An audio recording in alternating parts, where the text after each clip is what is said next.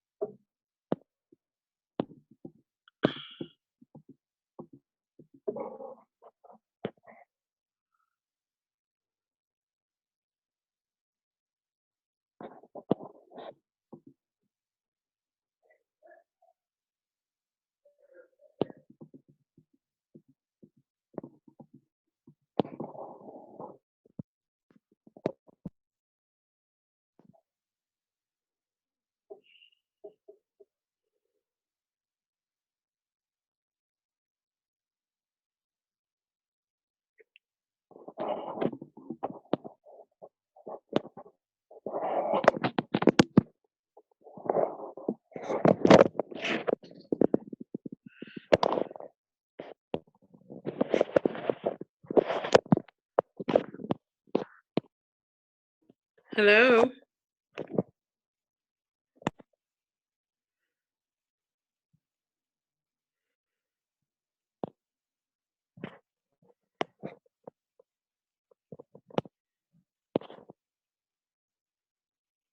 Okay.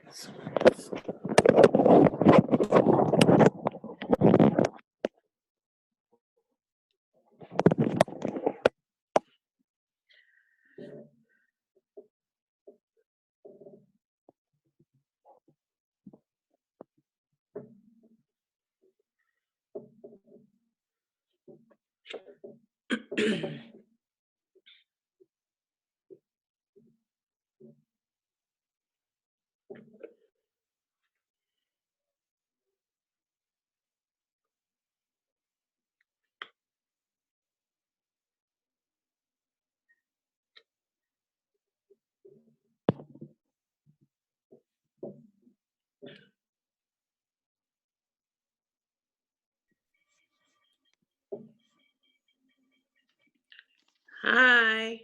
Hi, how are you? Hi, can you hear me okay? Yes, I could hear you. Perfect. Let me put my volume a little higher. Okay. Our curls are popping today. We don't have to leave. They don't get frizzy. Right. How are you? I'm good. How are you doing? I'm good. So we have about 33 people who RSVP. I want to give them an opportunity to log in. They're all slowly joining. Yeah, that sounds good.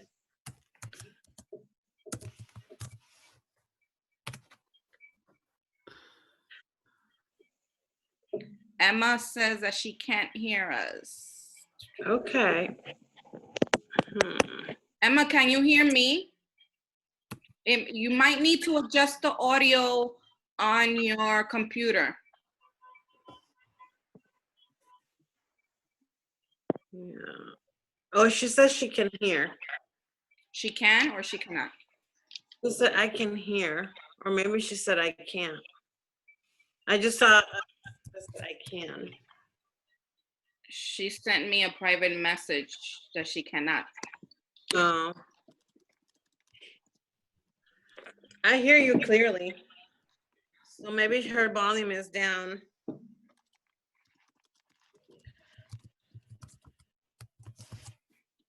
Okay. There we go.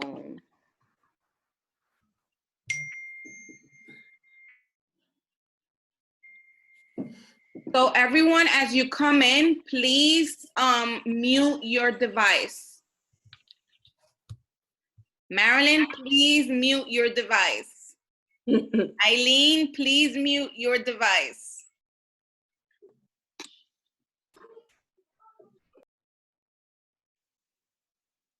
Thank you, ladies.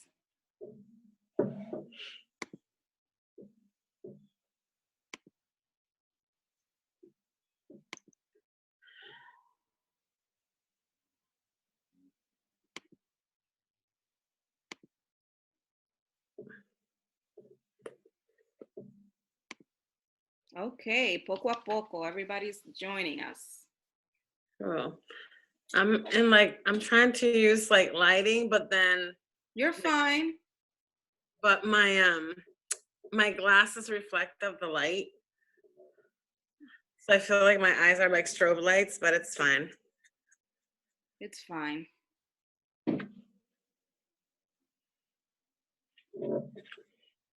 So are you binge watching anything during this pandemic? I am a terrible TV watcher. I have been very slowly watching The Mandalorian. Oh, yes, it's very good.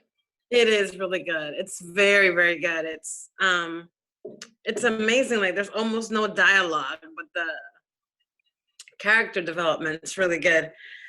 So I've been watching that, but other than that, I'm just like I have to work.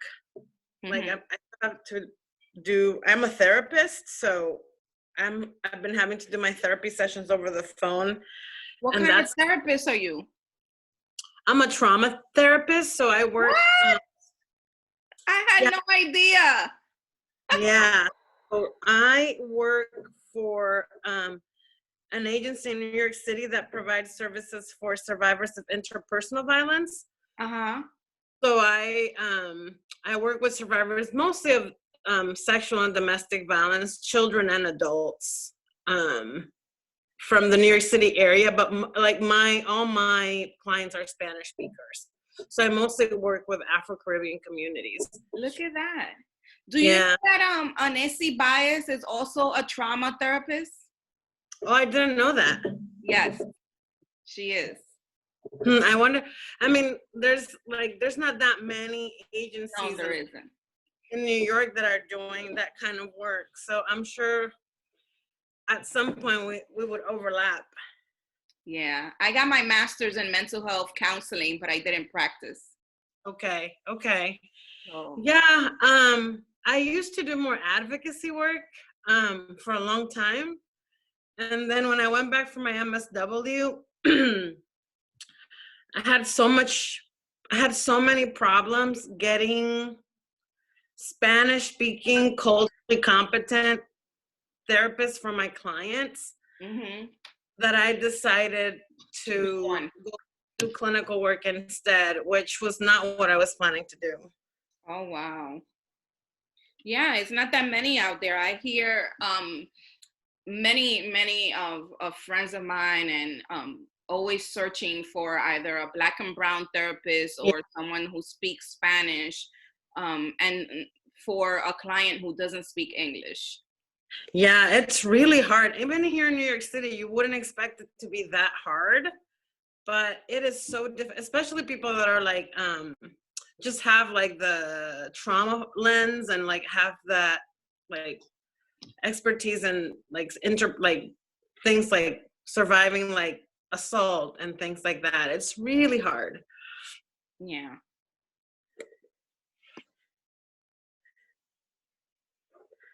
So I don't know if you see the chat conversations, people telling you thank you for the work that you do. I'm on my phone, so they come up like a little bubble. Okay. I love my work. I'm one of those few authors who actually loves their day job. That's great. It's very great. I lament sometimes not following through, but it was just too much for me at the time. Yeah, it's not easy work. I have to say I'm only doing it 3 times a week, and I'm trying to write twice a week. And even then it's a lot. It's tough work, and especially working with our communities, intersecting marginalizations. There's just so much like generational trauma and like systems of oppression and things like that. It can weigh on you. Yeah. It'll be interesting to see what happens after all this, because I mean, my clients have been pretty consistent, but now like a lot of the stuff that we were working on has kind of taken the back burner, and everybody just wants to kind of like process the anxiety that they have around what's happening now. Right.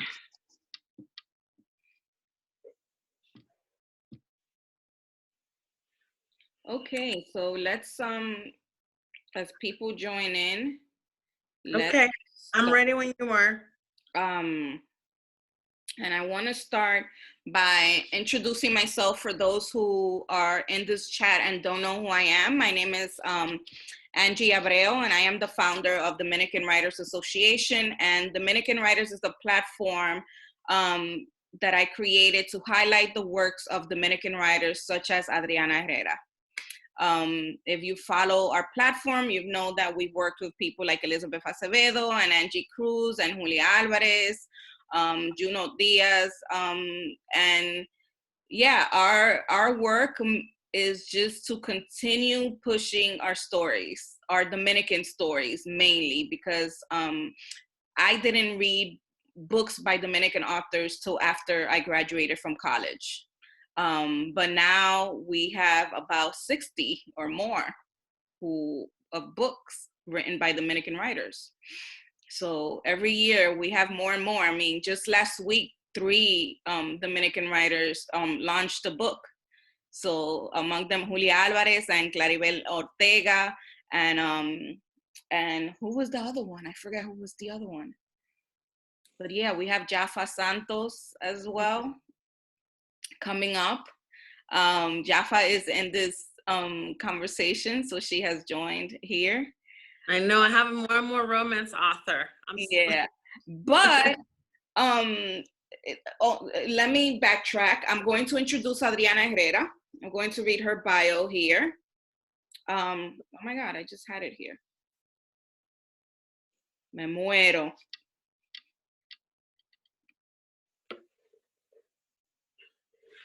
Damn it.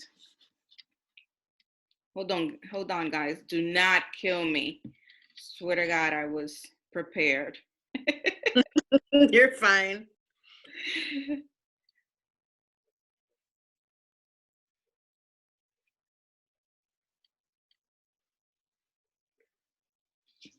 Okay.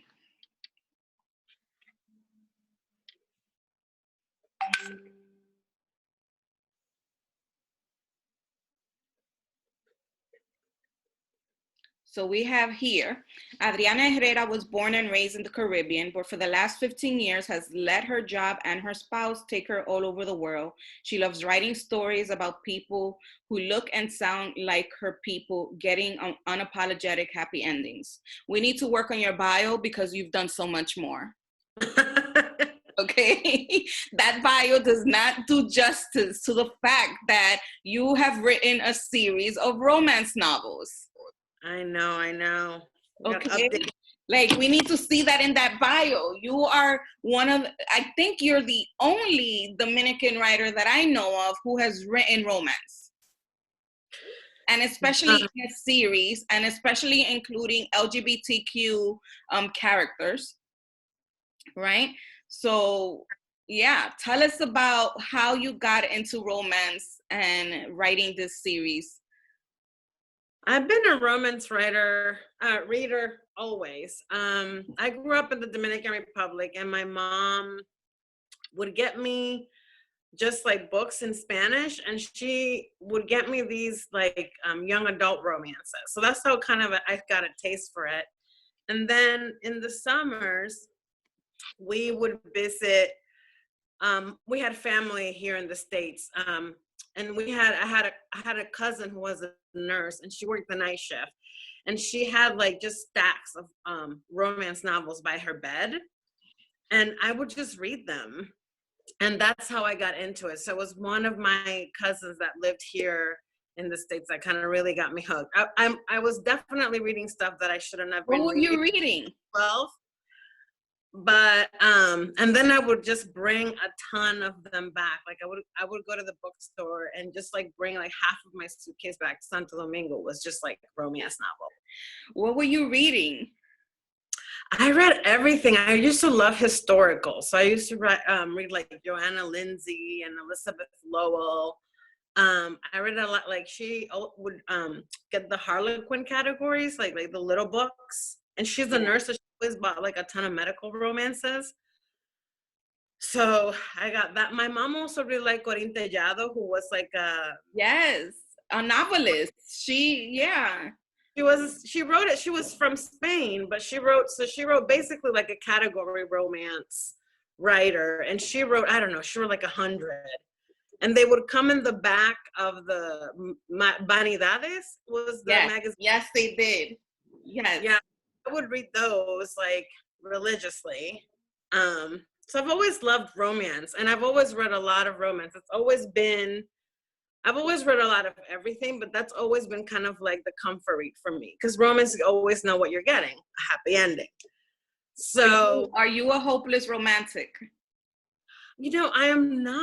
I'm not like, in my personal life, I'm not like a super romantic person, but I feel like I'm a very hopeful person. Like I like to think about good outcomes, or like maintain optimism. You're a hopeful romantic. That's what they should call it.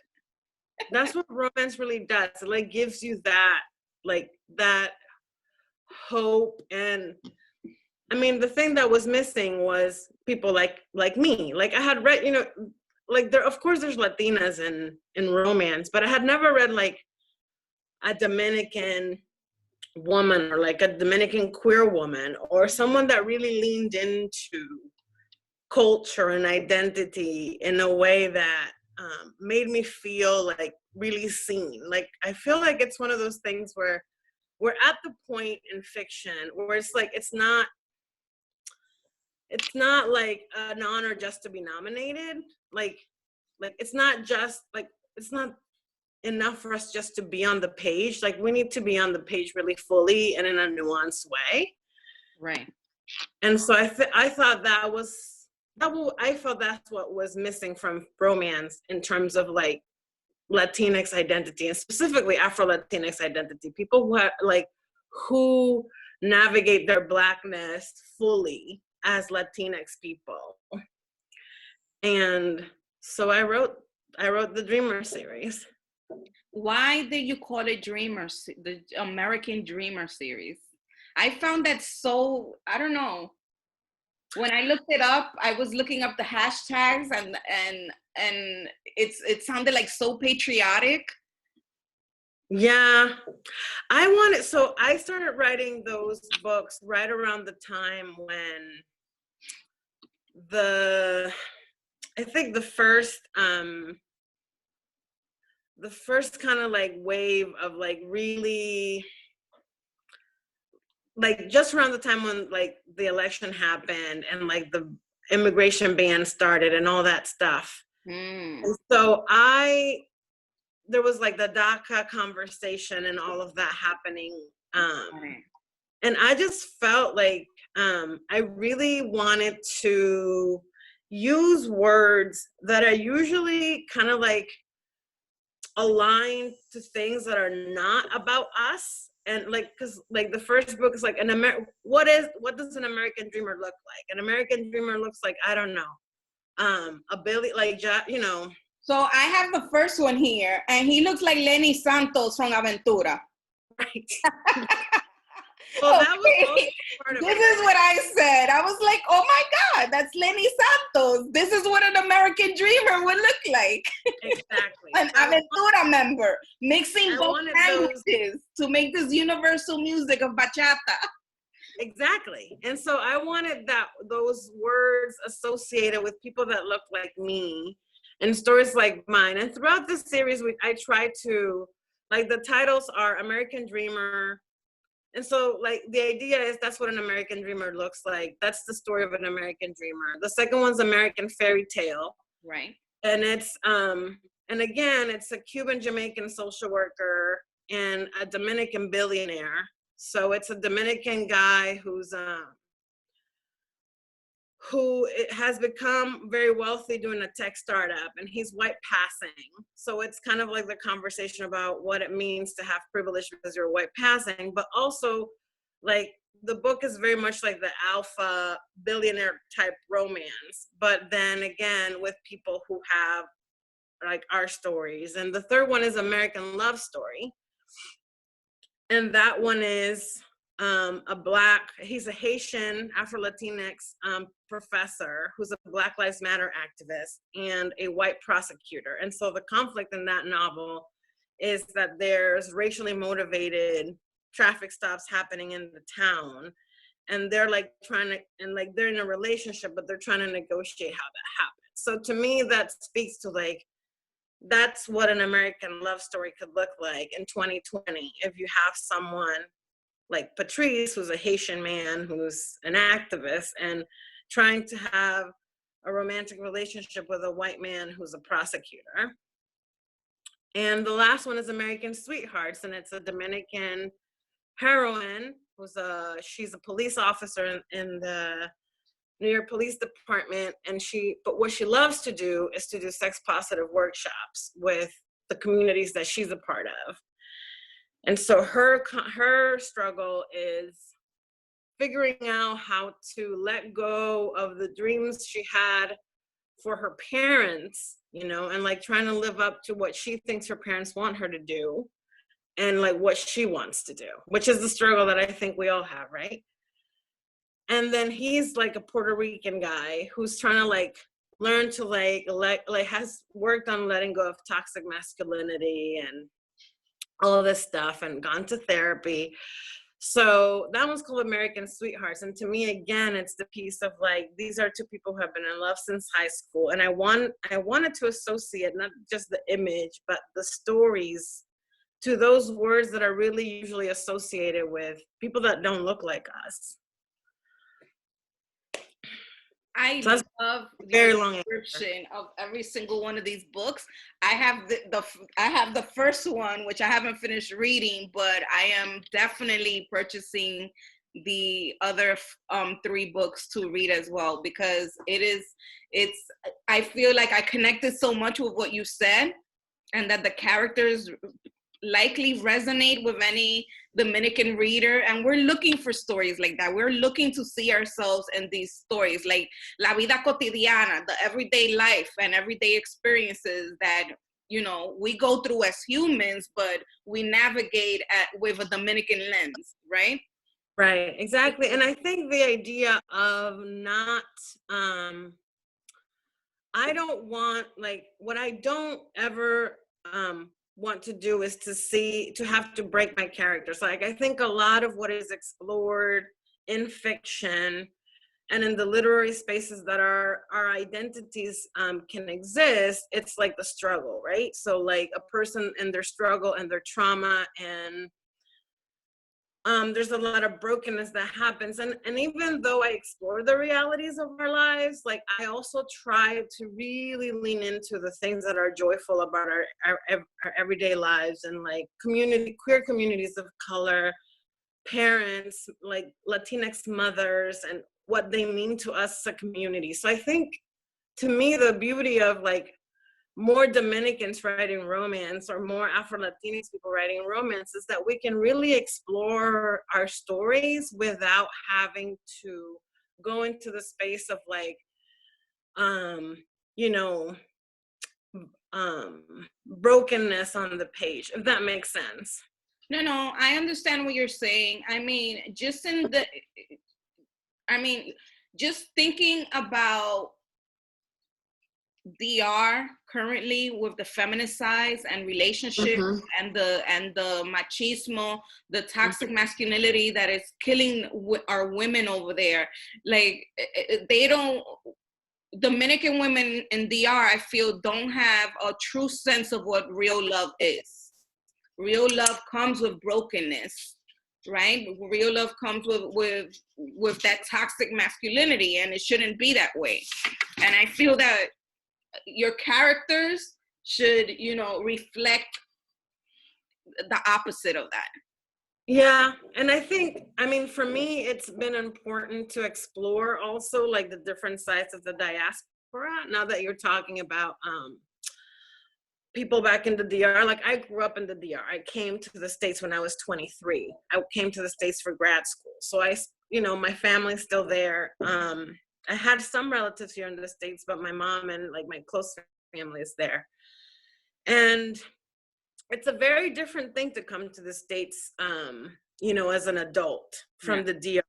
And it's a very different thing to be here now and see what life in the DR is like now, even in 2020, thinking about things about like LGBTQ communities and like what that looks like now, and identity and conversations around toxic masculinity.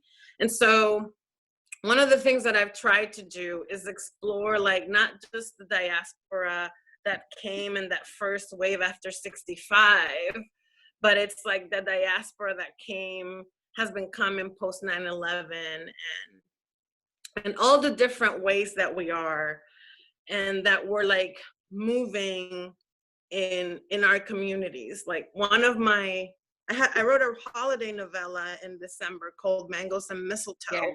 Mm-hmm. And it's a lesbian romance, and it's set in Scotland, and it's basically kind of like Great British Bake Off fanfic. But it's two heroines. So one's Dominicana that is first generation, so was born here in the States, grew up in New York City, and the other one just came from the States, like from the DR just a couple of years before, and is figuring out how to stay, figuring out how to have a visa. She can't really go back to the DR because she's out, and it's not okay for her to be out with her family. And so I try to explore their big conflict between the two of them is the Dominican who's born and raised in New York is very identified with her Dominican culture, and for her Dominican culture was like the thing that grounded her here in the States, where she experienced discrimination and all this other things. And for my other heroine, Quisqueya, that's her name. Her preoccupation is not to seem like she's not adapting, like she's not acclimating, because when she came from the States in culinary school, she got a lot of criticism for not like knowing the classic techniques and being too kind of like outside of the box. So their big clash as they were competing in this cooking competition is that Sully, the Dominican from New York, wanted to do everything extra Dominican. And Quisqueya was like, no, I want to do everything like the classic techniques. And so it's like, even for us, like navigating our cultures can be very different depending on our position, where we were raised, how we grew up. And so to me, like that's like kind of like the new uncharted territory in Latinx people in the literary space, I think, of even looking in intra-culturally how our differences come out and like how all that plays into how we navigate our lives. Yeah, I totally agree with you. That premise is excellent. That one is separate from the American Dreamer series, right? The holiday book you wrote? Yeah. That one is separate from, it's just kind of like it's on its own. Okay, so everyone just hold on to your questions. Adriana is gonna do a reading from her new book, and then you'll all be able to ask her about this wonderful series that she has and how you could get your hands on the new American Sweethearts um, book. So Adriana, whenever you're ready, if you want to read for us. Yes, so I'm gonna read just a little short chapter. It's so this book, American Sweethearts, so it's the last book in the Dreamer series, and it's between, like I said, it's between Priscila Gutierrez, who is Dominican first generation police officer, and Juan Pablo Campos, who's a Puerto Rican, he's a physical therapist. They've been on and off since high school. They basically kind of like navigate, their crew is the same, so they have the same friends. Like Juan Pablo's best friend is Priscilla's cousin, and so they've known each other their whole lives, but they have really struggled in staying together, even though they're like meant for each other. But the last time they broke up, it was really bad. So they haven't seen each other in about like a year. So this book starts when they're actually flying to the DR to go to a friend's wedding. So they're all in the plane, like their entire family is there with them, right? So like, it's like the pressure, like both their families are very invested in them getting together. And Priscilla's like super nervous that she's gonna like hook up with Juan Pablo, and she's just like really stressed out. So this is them kind of like almost arriving in the DR. Priscilla. The smiles and whoops of joy were already resounding through the plane, and we hadn't even touched down yet. I looked at my mom and dad, who were sitting side by side, clutching hands, excited as they always were to come home. They left the DR only weeks after getting married at 19 and 21.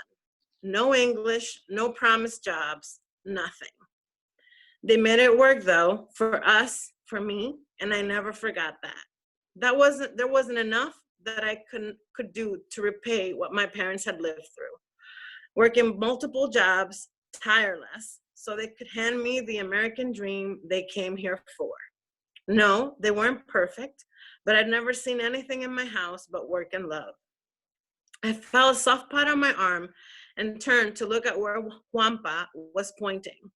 You'd think it would get old for them, he said with a smile, looking at his Puerto Rican father's beatific smile as he looked down at the turquoise waters of the Caribbean Sea. I laughed softly and shook my head. Nunca. Seeing their land would never get old for them, for us either, if we were honest. Suddenly, I felt a strong, rough hand gripping mine, and time stopped as the plane finally touched the tarmac. I should have pulled it back, but as I sat there and cheered, as we always did when we landed home, I let Jay's touch be part of the moment. Landing in style. Que caché. That was my dad trying to make us all laugh. Rafa, who could have told us we'd be flying in a private jet, mano? If anyone was going to figure out how to get himself a billionaire from the DR, it would be Camilo. That was Patrice, and we all lost it then. This was going to be a good week. There was too much good to celebrate for anything to mess it up, as long as I kept my shit together and didn't land on Juan Pablo's dick. And because he could read my mind, I felt his breath right by my ear as the captain told us that we should be arriving at the private gate soon. You feeling more relaxed? Ready for nonstop family time? I wasn't sure why his perfectly reasonable question sounded like a lascivious offer, but I could feel a bead of sweat forming at the base of my back. I almost shook my head, marveling at the fact that Juan Pablo's Campos still had that effect on me. Thankfully, our parents were all half drunk and ready to get out of the plane, so no one noticed our little private moment. I looked around, and Juan Pablo's eyes on me were blistering. But we were having none of that. No bullshit, Juan Pablo. That grin, that was the one I knew meant he was seeing right through my protest. No BS, Morena. He crossed his thumb over his index finger and brought them up to his lips. Promise. Him using the nickname that only my family ever used should have annoyed me, but it just made me ever more flustered. God, why was he like this? Why was it always like this with him? I could fool myself and act like none of it felt good or familiar. Tell myself that being here with everyone I love was not just a little better because Juan was here, but I'd be a fool and a liar. I'd be doing what I always did, pretending that he was not getting under my skin with every word. No BS. I will keep you to it, Juan Pablo Campos. Nobody needs our mess this week. We're here for Milo and Tom. No games, please. Something about the way it came out made his expression change. Suddenly, all playfulness was gone, and I hated myself a little bit for causing that. I've never played games with you, Priscilla, but I promised you something that last time, and I don't plan to go back on my word. There it was, the words I'd wanted. He was giving me what I'd asked for, but as I stopped on the hangar, feeling the sea breeze running through the rafters, and Juanpa hung back with the others, I'd wish I kept my mouth shut. That's it. Love it. Love it. That was awesome. Thank you so much for the reading. So when is this book out? Is it go on. It came out April 30th. So it's been out maybe a week and a half. Wait, it came out March 30th. March 30th, sorry. March 30th. Okay. It's like time has lost all meaning for me. Yes. Sorry. March 30th. So it's been about like a week and a half. Yeah. Okay, wonderful. So I've been trying to get my hands on the book through Word Up, but I think that they don't have any copies just yet. And I do advise everyone that you hit up your local bookstores, support your local bookstores during this difficult time. Do not buy a book from Amazon. Buy it from your local bookstore. Okay, so let's open it up for questions. So if you have a question, just raise your hand, and I'm just gonna call out your name, and you can unmute yourself, and or for those of you who I can't see who are on the video, let me know on the. Alicia, I think you had a question, right? You could unmute yourself and ask her. I didn't want to. Alicia está en su hamaca. Ella tiene una hamaca. Ya lo saben, mi amor. Mírala. No seas envidiosa. Don't be jealous, darling. First of all, thank you for that beautiful reading. I am so enamored with the characters that you shared. Like, I feel like what I'm really appreciating about the work in your writing is that you're telling a different story. Like, it's not these stereotypical, storylines. Mm-hmm. And so I appreciate how, like, universal they are, how present day and modern they feel. But mostly what struck me as interesting was the character that you set in Scotland. So not even like these. I love the author, so I felt mostly connected to that character in this new work.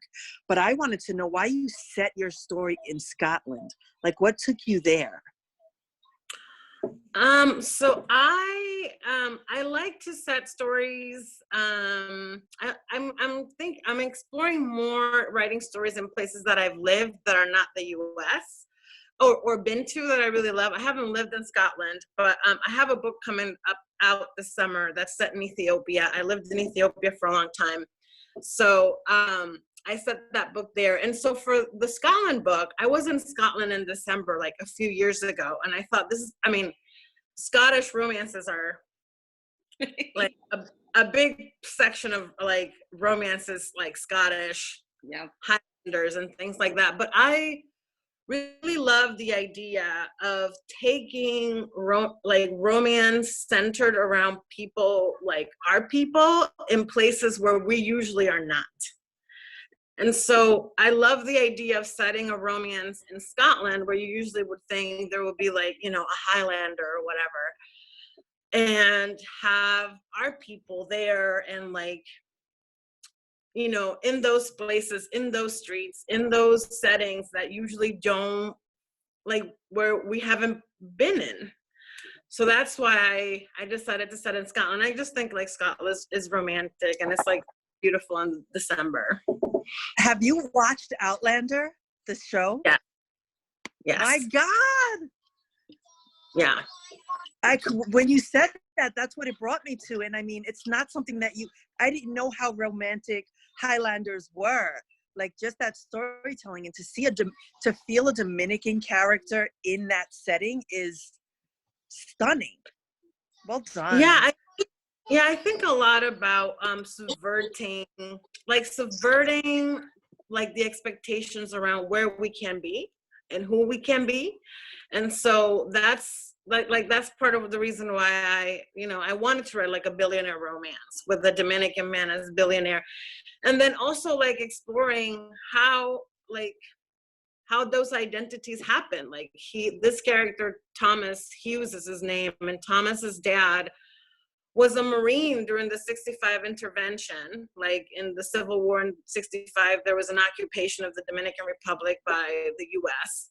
And his dad was a Marine, and he left and came back because he loved the island and married a Dominican woman. So Tom grew up in the Dominican Republic and is Dominican, but he has an Anglo name and looks white. So I wanted to explore like what privilege he obtained from that, but also like the idea that a Dominican billionaire can happen and is out there, and so I like subverting those expectations of the places and things that we can do and be as characters in fiction.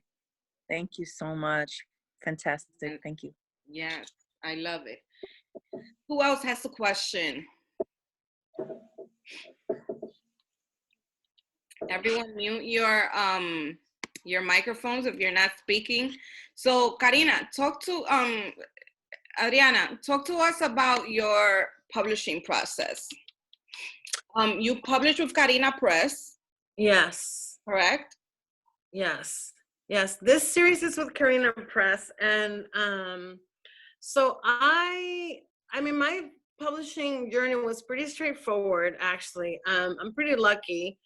I wrote my manuscript and I queried it. I got an agent and we went out with it, and pretty quickly we were able to get a book deal. The thing about it is that when you're writing queer romance, it's very hard to get like a print deal. So initially these books were digital only, and then it changed, and then they were like then we could get it in paperbacks and in bookstores. But it's really hard to get deals with advances and things like that when you're writing basically queer people of color. It's like it's still really challenging. I think it's getting better, but it's not like it's challenging still. But I mean, this series, I felt like Karina's been great to work with. My editor's great. I actually have another book coming out with them in September, and it's a contemporary romance as well. And it's set in Dallas. It's set in Dallas, Texas, and it's a department store romance. So it's kind of like set around Neiman Marcus, which is like a store that's headquartered in Dallas. My partner's from Dallas, so it occurred to me that it might be fun to do like New Yorkers in the South type thing. So it's a group of Latinx friends that are all working in this department store. And I have another 2 books coming out next year, I think, and it's also with Harlequin, but Karina's an imprint of Harlequin. And these are called, it's a Harlequin cardigan romance at Zambrano Studios. So it's a billionaire TV empire family who are Dominican, and basically like their lives are like the telenovelas that they produce. So it's like a high drama, secret baby, like just like very high drama book. You still haven't gotten a movie deal? Not. I mean, I feel, the president of the Dominican Film Festival hit me up on Facebook today. I'm about to tell him to connect you because these books need to be films. Okay, I want to be able to go into the movie theater and watch one of your movies. Me too. Those telenovela books should be fun. They're gonna be like it's for an imprint of Harlequin called Desire. So they're all like kind of dynasty families. So I'm very excited about writing like a Dominican dynasty type story. Oh my God. So Eileen was like, you write a lot. When do you have time to write? Because Adriana has a husband, a job, and a daughter. Yeah, I was telling my partner the other day, like, whenever the muse dries out, it's gonna be really bad. But I write fast, and I'm always thinking of ideas, so I am constantly writing stuff. Romance is really fast. It's not like YA or literary fiction. Like, a romance author can easily put out 3 books a year. And so it's like a different pace in terms of like, compared to like literary fiction where like one book takes like 8 years, or even YA where something like takes 5 years. It's a lot quicker. But your books are almost 400 pages long. Look how thick this is. Yes. It's not like 200 pages that you're writing. This is a 400-page book practically. I know. I don't watch any TV, but I mean, like right now I'm in like, I guess like a good like productive stage. So I'm trying to take advantage. I wake up really early every morning. I write from 5 to 7 a.m. every day. And I try to just write every day and keep going as long as the muse is with me. There's so many stories to tell, right? Like, I feel like now that I'm in that place where like, I just want to write about my people. Now that we're quarantined. I know. I'm like, this is like, I have to take advantage of all this time at home. What's your routine, your writing routine? So now there's like no routine. Like, Eileen, we have a few writers here in the group that are asking, what's your word count per day? When I'm drafting, right now, I'm not drafting. Right now, I'm revising 2 projects. But when I'm drafting, I usually try to do 1,200 to 1,400 words a day. And I usually write from 5 to 7. So I usually wake up at 5 and I write for an hour and a half. And that's my writing for the day. You see, ladies? So join Alicia's Write the Fucking Story workshop at 5 o'clock in the morning and get yourself writing, okay? Yeah. Get yourself into that routine. Wow, so that's quite some discipline, because I like to sleep, so I will not be waking up at 5 o'clock in the morning. Yeah, some people do better at night. Who's speaking up? It's Emma. I was typing something, but I don't think you read it. I just have a couple of questions whenever you have a chance. No problem. Go on, Adriana. No, that's it. Like, that's my process. My process is I write from 5 to 7. I'm a plotter. I mean, I'm a plotzer. I plan my books, but then I kind of like let go of the plot if it's not working for the story. And I do a lot of pre-writing. I do a lot of pre-thinking before I write. So usually when I have a story, I kind of like let it steep for like maybe a couple of like a month or 2, and then I just start writing. But again, like, romance it's kind of like a different process, I think, than literary fiction, because the conventions are so specific. Like, you have to have a meet cute, you have to have a Black moment, you have to have a grand gesture. And so like there's conventions to the genre and beats to it that like help you kind of like have a sense for like how the story has to evolve, as opposed to something like it's like a mystery or something like that. Like, there's specific things that need to happen in the story. And so that's why I think romance lends itself to be a little bit more, it could be a more like a faster write. Although I wouldn't, you can also get blocked sometimes, like anything. Okay, thank you. Emma, now is your turn. Ask your questions. Hi, good evening, Adriana. Thank you so much for reading. I love the line, I never saw in my house anything else than work and love. That was beautiful. Mm. I have two questions. One, how does that conversation go when you are pitching a book about Latino writers that are not being pigeonholed into the same sort of stereotypes? Mm-hmm. Is it different now than 10 years ago, or are you having the same conversation? That's one question. And the other question is, would you address the opposite of toxic masculinity in one of your novels? Because we talk a lot about toxic masculinity, but I don't think that the opposite to that in a female way it's addressed. Oh, you mean like a person that's a woman that's abusive, or that is or that has internalized misogyny? Yes and no. Or a woman that that in her passivity does not address the toxic masculinity. I say, okay. Because it's an easier thing to, not an easier thing, sorry, that's not the word. There's a dance. Yeah. Yeah, so the first question about publishing. So I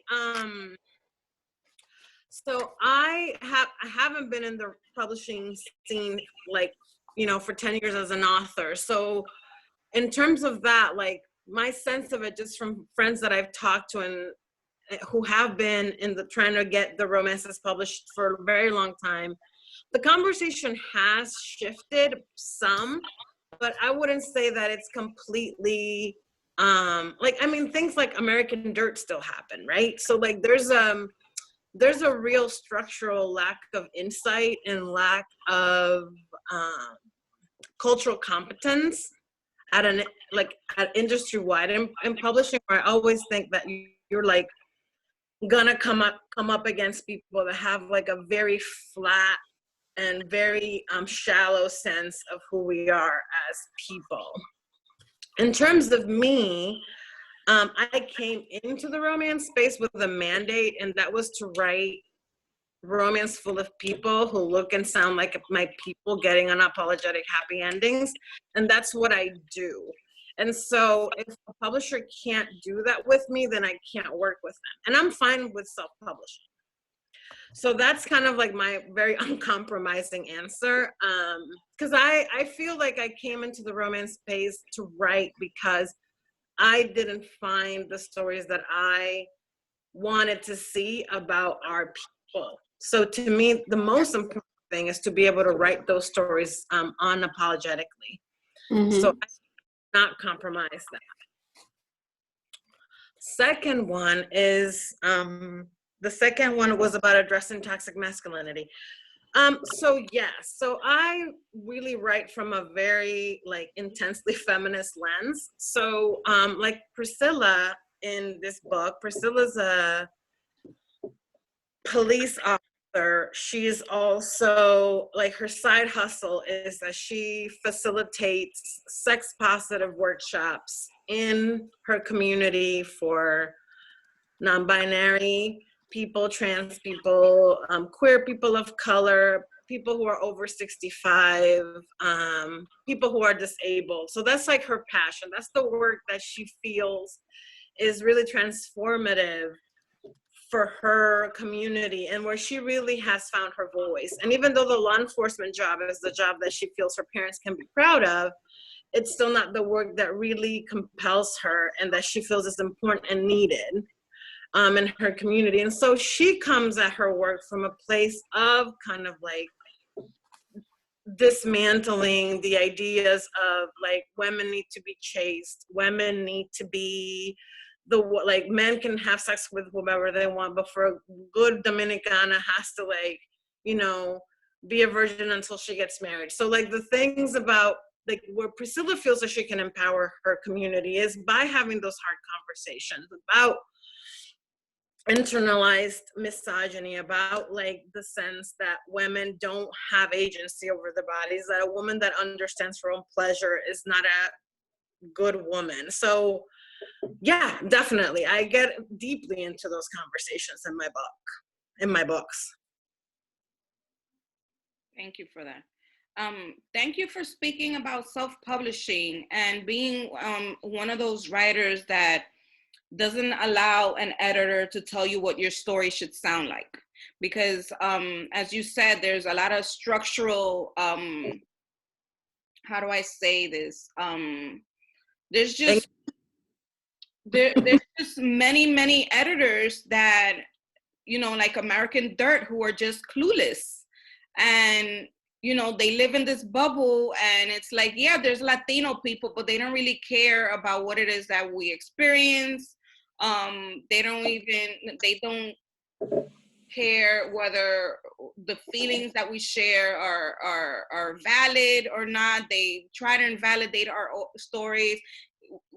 They tell us to rewrite something for the white lens because they don't get it. So rewrite it so they could get it. You know, take out all your your Latinidad, take it all out because they can't relate. And it's just, you know, our writers group watched the Oprah Book Club conversation with Janine Cummings. And when her editor and the publisher was speaking, I was just like, wow, these people are really, really clueless. Yeah. Yeah, I mean, I really do think that there's like a total lack, like structurally, publishing really is unable to know what they don't know about what it means to really be putting out work that's respectful and not harmful. Like they don't know. I think it's really kind of a question of like some people that are there. I'm sure there are a lot. Like my editor's great. My editor with Karina, she's wonderful. She's very self-aware. She's white, but she's very self-aware. She's never questioned anything that I've put in my books about cultural stuff. Like she'll ask me a question and she'll be like, oh, so how does this happen? And I can explain it to her, but it's never been like that. You have to take that out. So I've been really fortunate in that sense that that she really is trying to let me have the freedom to write my story about who I am however I want. Thank you. Well, Rihanna, unmute yourself and ask your questions, please. Hi, thank you so much for being here. I'm glad that you guys brought up the self-publishing and in your experience, what has your experience been with self-publishing, and I guess what are the pros and cons to it? Yeah, so the first kind of like try I did with self-publishing was the novella, the holiday novella that I published, Mangoes and Mistletoe. And it was a really good experience. Like one of the things about traditional publishing that can be like really annoying, and for me, because I write fast, it's that like you write something now and you pitch it and you sell it, and it doesn't come out until like 2 years from now or a year and a half from now. And so one thing that I love about self-publishing is like you can like work on your own timeline. And I also like that I can just write whatever I want. Like I don't even have to think about whether or not something, because you know, you always have to think about like, well, is this commercial enough, or is it high concept or something like that. So I like the idea of being able to write things that I know probably wouldn't be that easy to sell to traditional publishing, that I can like do those things on my own. Like this book that I'm putting out in the summer, it's called Finding Joy.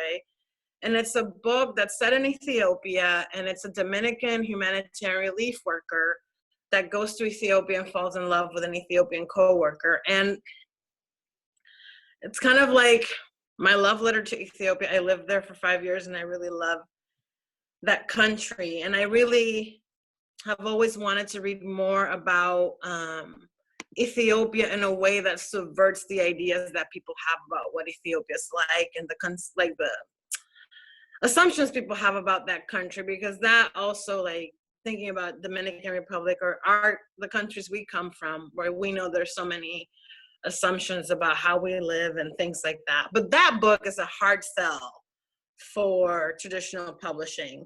It's a gay romance. It's set in Ethiopia. It's two brown men. And so I was like, I'm just gonna publish it myself. So I commissioned an artist to do a cover that I love, and I'm just gonna like do it on my own. And I'll continue to do that, because I'll always have stories that I know just don't fit into what traditional publishing is willing to do, and that's fine. Rihanna, we have a self-publishing blog on our website, dominicanwriters.com, where we talk about self-publishing and the ways you could go about it so that it's something that is worth your time. So if you ever want to check out that blog, feel free to go on our website and do so. Thank you for asking your question.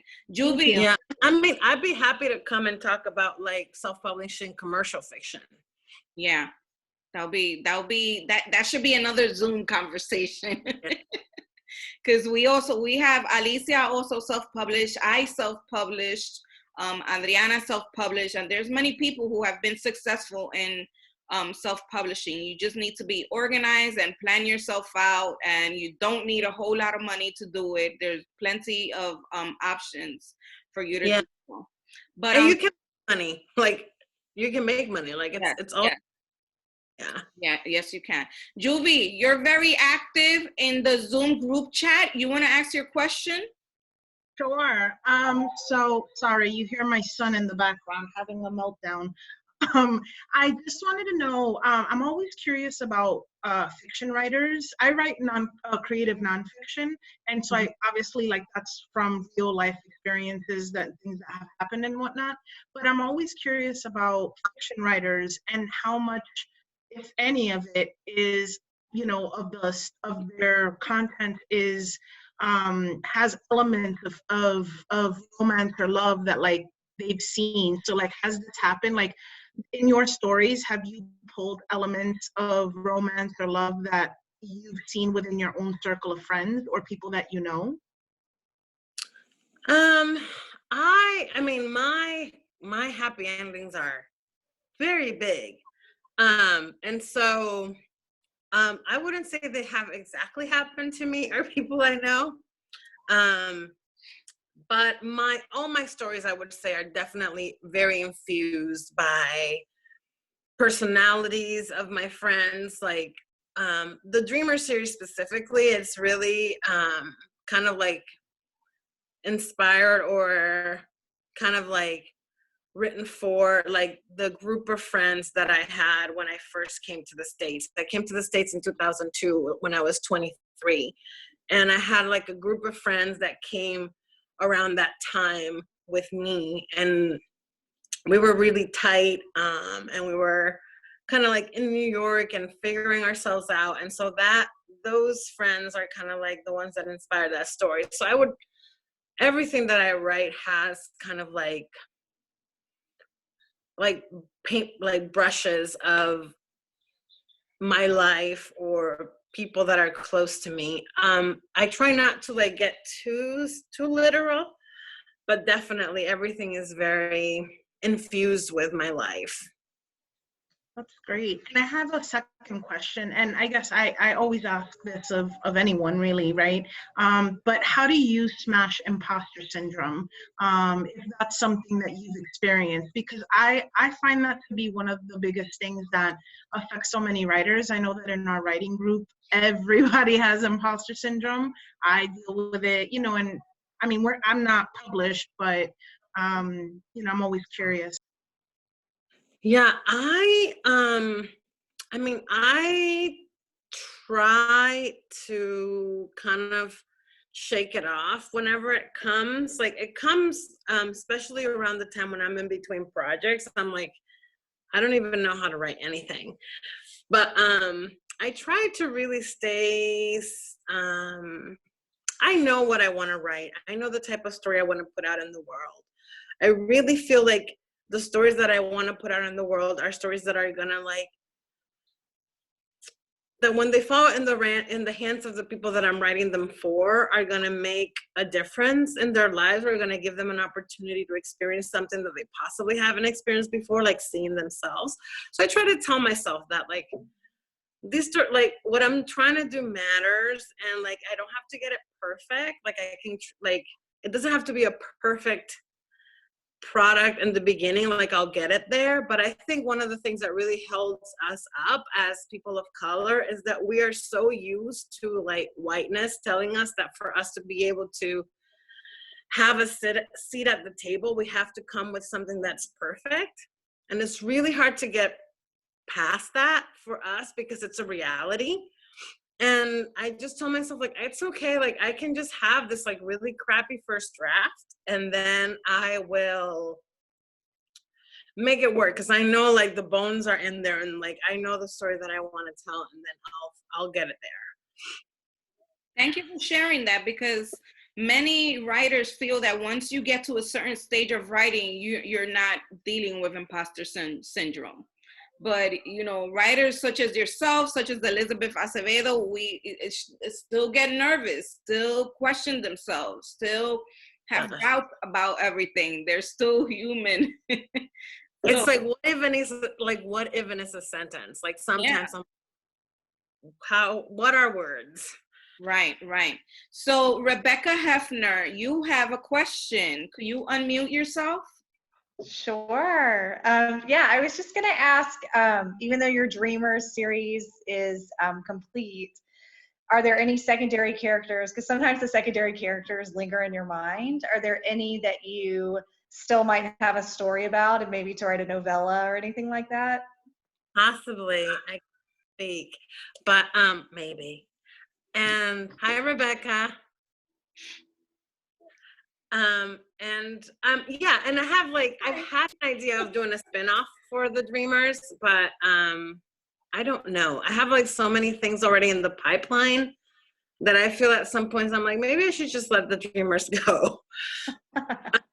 But with romance, you never know. People love series. People love to see those characters that they thought were fun or whatever, like get their own love stories. So if like down the line, I might do like a couple of novellas just to kind of tie up some loose ends. There's a couple of couples like from the second book, Ayako, who is Jamaican Japanese. She's the friend of one of the heroes, and one of the hero's best friends who's Ethiopian. Like, people have asked me if I'm gonna write a story for them, and I'm like, maybe.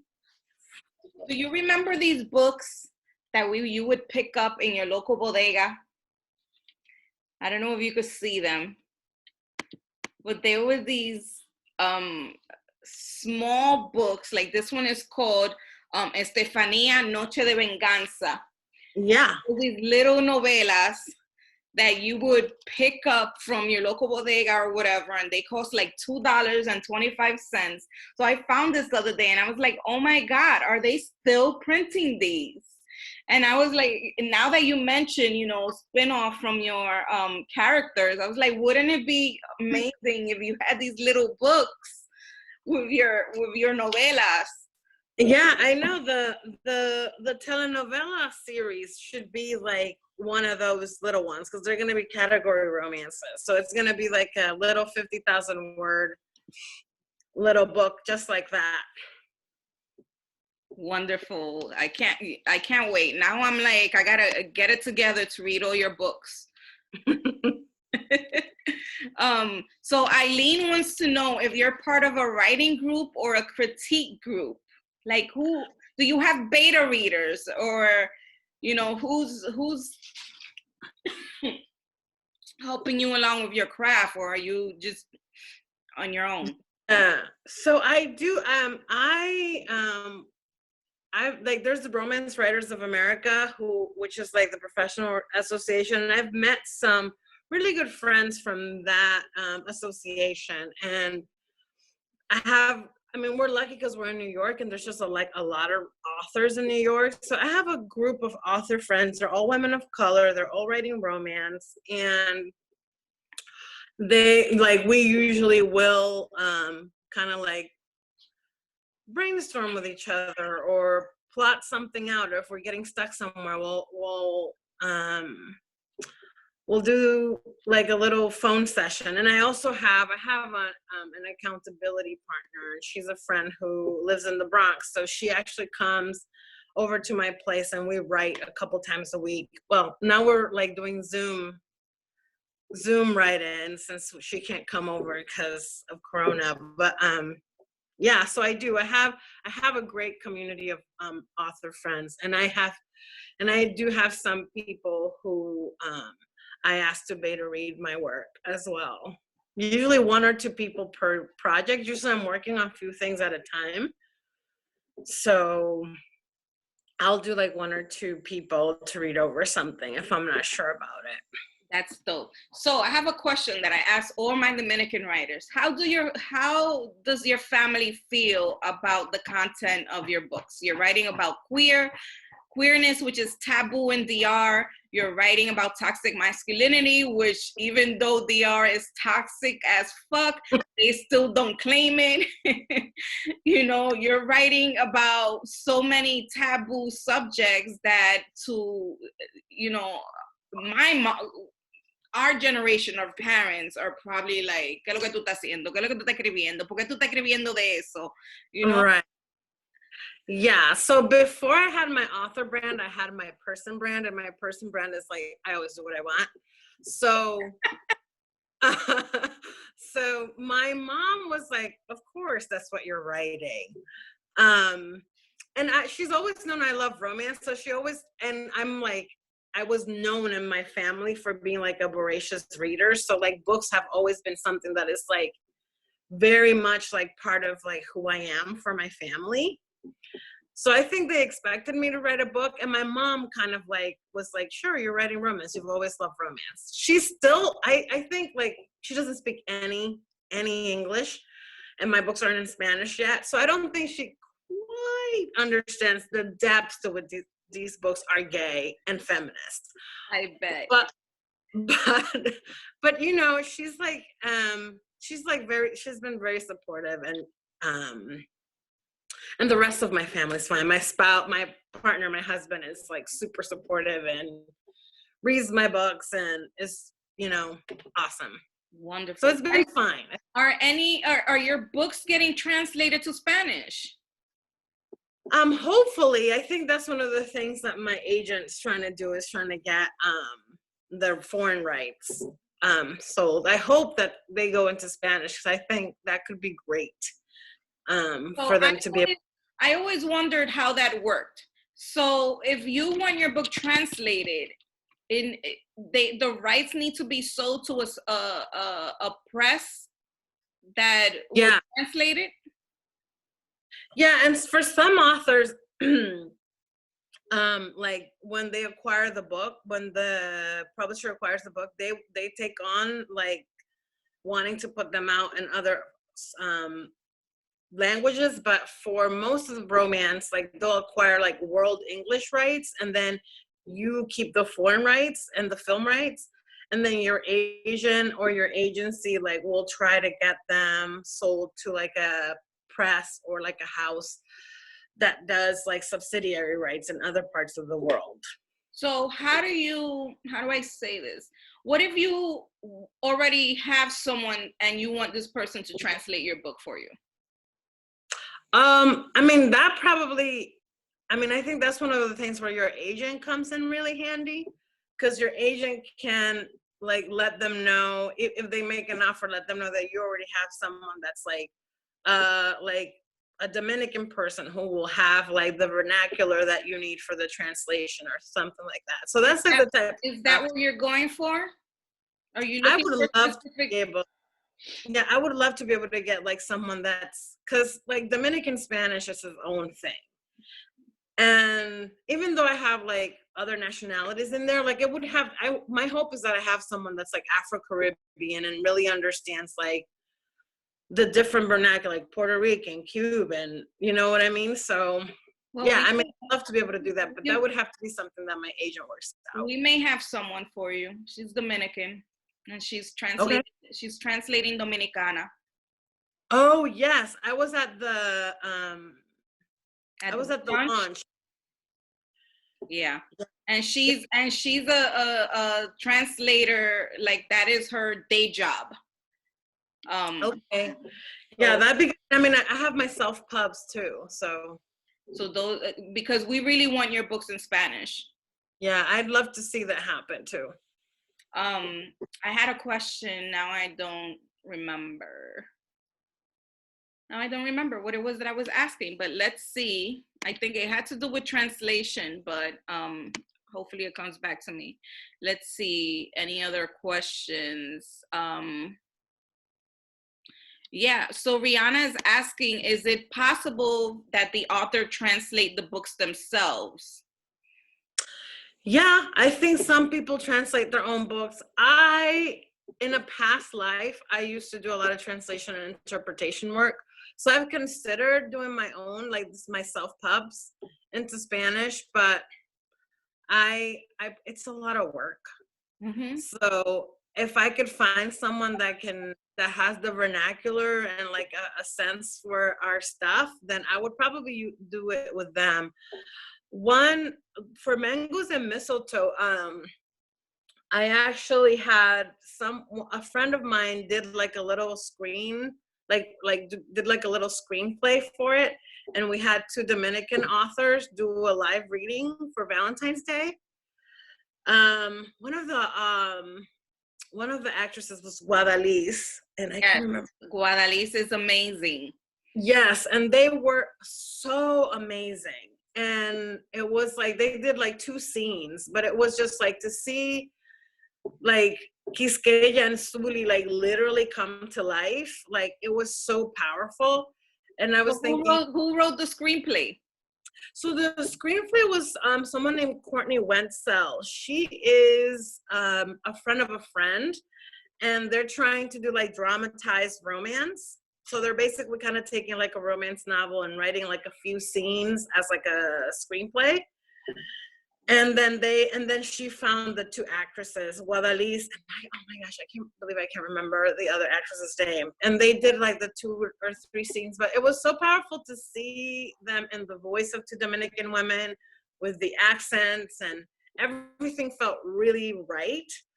So even for me, I feel like I wouldn't even have because I wrote the books, I don't know if I can have like the ability of putting myself in there to like write the translation and do it like as it needs to be done. So I would probably just look for someone, but I would prefer someone that's. Have you seen any of Guadalis's work? Yes, I did. I looked her up afterwards. I had never met them. I met them for the first time at that event.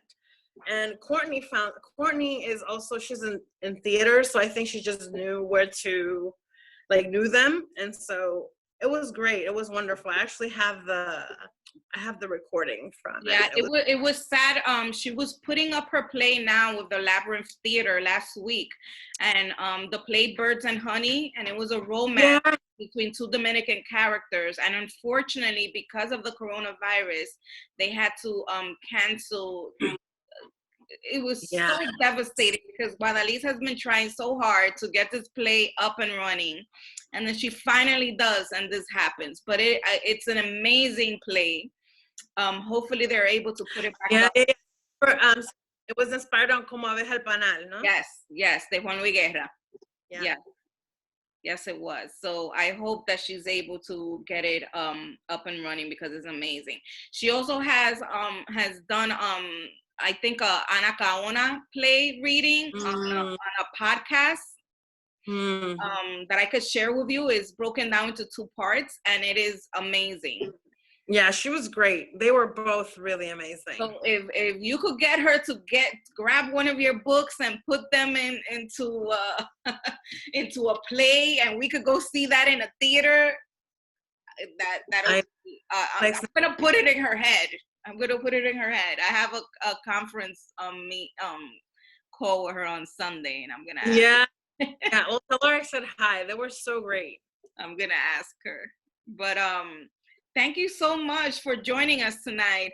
Ladies, does anyone have any more questions for Adriana? Anything about her books? Where can you purchase her books? Her next book is out in September. You're putting out like what, 3 books a year? This year I have so many things. So I'm actually putting out so the book set in Ethiopia is coming out June 30th. And then I have the Here to Stay, which is the book set in Dallas, and that's out in September. And then I have a couple other things here and there, like a couple of novellas and anthologies, but those are the 2 books that are coming out. Okay. So I'm going to email you so we could pick American Sweethearts as July book of the month. Oh, yay. That we could get everybody reading the book and we could all talk about this book. Right, ladies? So I will email you about that. Thank you so much for joining us tonight. It was about time that we had a conversation with you.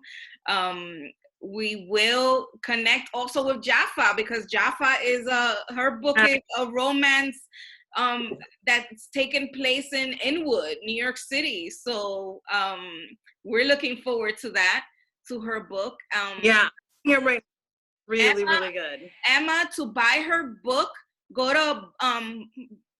to bookshop.org and look up Word Up Community Bookshop, and you could purchase the book from there, or you could go to wordupbooks.com and order the book from there.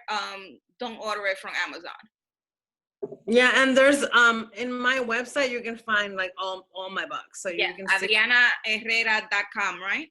AdrianaHerrera.romance.com. Romance.com. Okay, say no to Amazon. Amazon is not a friend of writers. So please